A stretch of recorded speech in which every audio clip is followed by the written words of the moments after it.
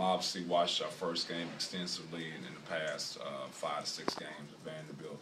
Um, Kevin Stallings, I think, is one of the better coaches in the nation and definitely in the SEC. Just really does a great job of X's and O's and getting his guys to execute. So the thing you worry about when you play a Kevin Stallings coach team is just how well prepared they'll be in executing what they're going to do both offensively and defensively. Obviously, Odom is a talent, but the guy that you really concern yourself with is Damian Jones. Damian Jones got in early foul trouble against us.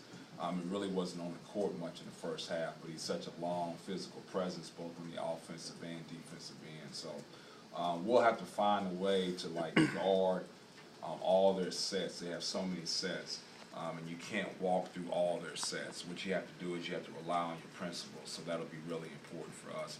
And I'll imagine that they'll play a lot of zone against us. And I thought we got real stagnant in our game at Vanderbilt against their zone. We got to find a way to push the ball versus the zone and have more of a free-flowing offense than just relying on our set plays versus the zone. What can your guys kind of draw off last year's experience in the SEC tournament? Well, the fact that they won a game was something they can go there and have some success, but you want your guys to do a little bit more than that than just win one game. And so our guys got to go in there with a positive mindset. I know it's hard to do that when you're on a losing streak like this, but we got to have a couple upbeat and short practices here and make sure our guys feel good going into it. In the first game against Vanderbilt, they really neutralized Craig, with that zone. How does he need to maybe attack the basket more against that zone?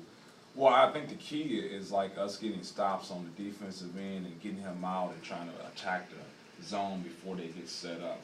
I think that's where Chicken is best, is in the transition. And I thought that we just set it up too many times versus the zone rather than letting him just kind of be a free-flowing basketball player. So first key is getting stops, and second key is getting out in transition and hopefully being able to break that zone defense down before they have a chance to get set up.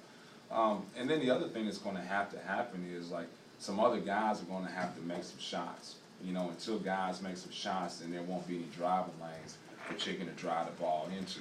And I thought that we had some really good opportunities versus Vanderbilt in the first half. We just simply didn't score it. Rick, there's been I guess if you look at the numbers, and there's a lot of negativity, whether it's the 13 games back-to-back. But what are some of the things that you're proud of in your first 2 seasons that you kind of hang your hat on?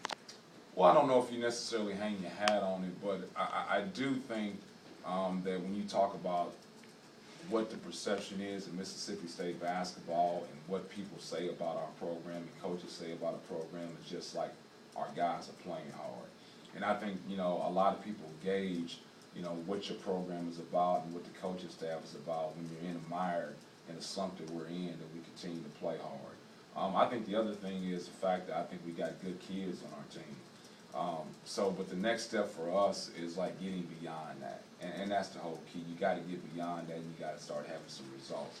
And I think what will happen is, Michael, is once we get into a situation where we're on an even playing field with everybody else, where we have 12 to 13 scholarship players, I think it'll make a significant difference in our production.